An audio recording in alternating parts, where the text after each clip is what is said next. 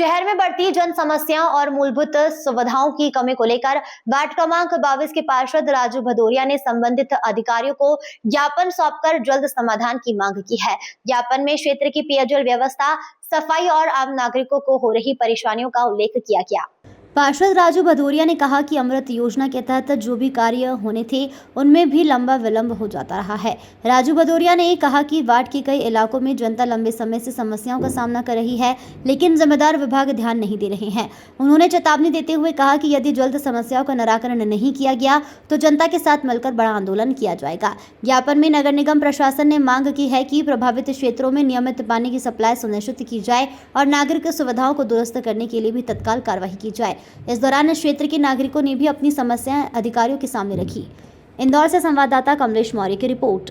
पूरा मामला ये है कि ये लोग 2022 से टेंडर पास है अमृत 2 का, जिसमें सेंट्रल गवर्नमेंट के द्वारा 1100 करोड़ रुपए इनको दे चुके हैं। मात्र 600 करोड़ रुपए राज्य सरकार नगर निगम को मिला के बनाना था, लेकिन नगर निगम सरकार पिछले 4 साल में 600 करोड़ रुपए नहीं मिला पाई।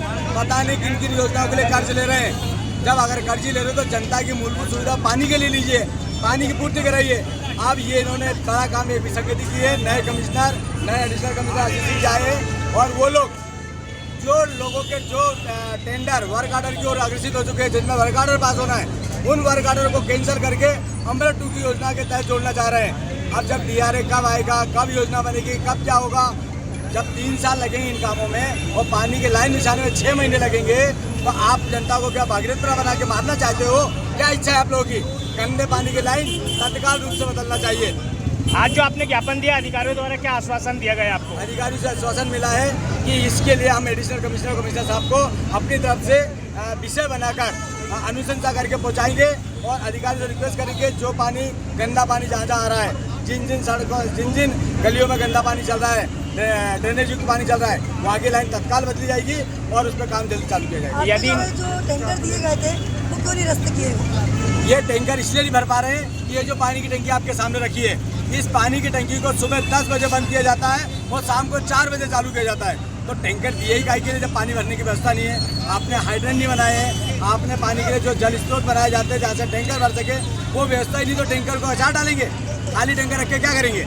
यदि आपकी ये मांगे नहीं मानी गई तो किस प्रकार का उग्र आंदोलन होगा। और जहाँ अधिकारी मिलेंगे जेल से नहीं डर रहे। हम अपने कसम खा लिए, सर पे पट्टा बांध लिया है कि अब मुंह भी काला करेंगे और जरूरत पड़ेगी तो जनता के साथ पिटाई भी होगी। भैया, आज सुबह ही पेट्रोल पे और डीजल पे भी पैसे बढ़ाए गए, तो इस पर क्या कहेंगे आप?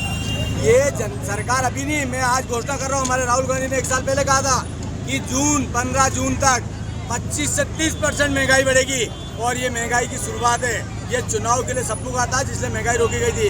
मुझे उम्मीद है कि कम से कम पेट्रोल 125 रुपये तक जाएगा और डीजल 110 रुपये तक जाएगा और हो सकता है उससे ज़्यादा हो। और बाकी किराने के सामान की तो बोल ही नहीं सकता कितना बढ़ेगा। सोना आपने सुना है, चांदी आपने सुनी है? एक आम आदमी जब इच्छा होता था गुड्डी चैन आदमी गिफ्ट में करता था शादी ब्याह में। आज सोना सपना हो गया है, चांदी आदमी के लिए चांदारे हो गए हैं, खरीदना बहुत मुश्किल हो गया है क्योंकि उसके भाव इतने बढ़ गए हैं कि आम आदमी अपनी बहन बेटी को सोना खरीदना, चांदी खरीद के देने के लिए सोचना पड़ रहा है।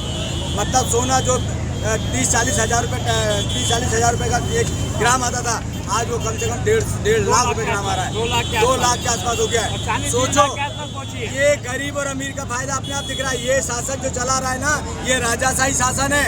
ये मोदी जी जो शासन चला रहे, हिटलरशाही शासन चला रहे, आम जनता को गरीब को और गरीब बना रहे, अमीर और अमीर होते जा रहा है। इनकी सोच है कि 120 करोड़ में 1 करोड़ लोग राज करें, बाकी 119 करोड़ रुपए भीख मांग के जिए, इनके रेमो करम पे जिए। पानी की समस्या को लेकर इनका इशू था, जो हम लोग टैंकर के माध्यम से पूर्ति कर रहे हैं। लेकिन जैसे आपको विदित है, ग्रीष्म काल में पानी का दबाव अत्यधिक होने से पानी की शिकायत ज़्यादा से ज़्यादा आती है। हम लोग टैंकर के माध्यम से पूर्ति कर रहे हैं। अभी कितने टैंकर उपलब्ध कराए जा रहे हैं आपके? वर्तमान वार्ड नंबर 20 में 10 टैंकर और 10 टैंकर जोन पे और विधायक जी के 3 टैंकर चल रहे हैं, मतलब 13 टैंकर चल रहे हैं। अमृत योजना के द्वारा बताया गया था कि जल्द से जल्द जो है सभी लाइनें बदल दी जाएंगी और पानी व्यवस्था हो जाएगी, तो उसमें कितना समय और लगेगा? अमृत 2.0 के अंतर्गत कुछ टंकियाँ प्रस्तावित हैं, उसके साथ में उस DMA का लाइन जो है पुरानी लाइन हो गई है, ACP की लाइन है, इसमें जीर्ण हो गई, लाइन बदलने का कार्य चल रहा है। इसमें वर्क ऑर्डर हो गए हैं, कार्य प्रारंभ होना शेष है। अभी बोरिंग जो कराई गई हैं कुछ जगह पे, उनमें मोटर वगैरह भी नहीं पड़ी, तो उनमें मोटर कब तक पड़ जाएंगी और कितना समय लगेगा? मैं एग्जीक्यूटिव इंजीनियर वाटर सप्लाई से बात हुई है इस बारे में, वो इसमें निर्णय लेंगे। और कुछ बोरिंग हुई है, कुछ लोगों ने पर्सनल बोरिंग कराई है, वो चाह रहे हैं कि निगम उसमें मोटर डलवाए। वो एक बार हम लोग संज्ञान में लेके उसको व्याकरण करेंगे इस चीज़ को। और राजू भदौरिया द्वारा ये भी आपके जोन पे आरोप है कि जो टंकी यहाँ पे है उसको भी पूरा फुलफिल नहीं किया जाता है पानी के द्वारा। टंकियाँ तो भर रही हैं, लेकिन हो सकता है कि किसी कारणवश पंप में डिस्टर्बेंस के कारण किसी टंकी नहीं भर पाई हो। टंकी तो रेगुलर भर रही है। टंकियों की सफाई कितने माह में की जाती है? टंकी सफाई का एक रेगुलर शेड्यूल बना हुआ है। 85 टंकियाँ प्रेजेंट में नगर निगम इंदौर के अंतर्गत हैं। इसमें सभी का शेड्यूल बना हुआ है, जिसको राम की कंपनी समय समय पर सफाई करती है। आपका परिचय बताएं।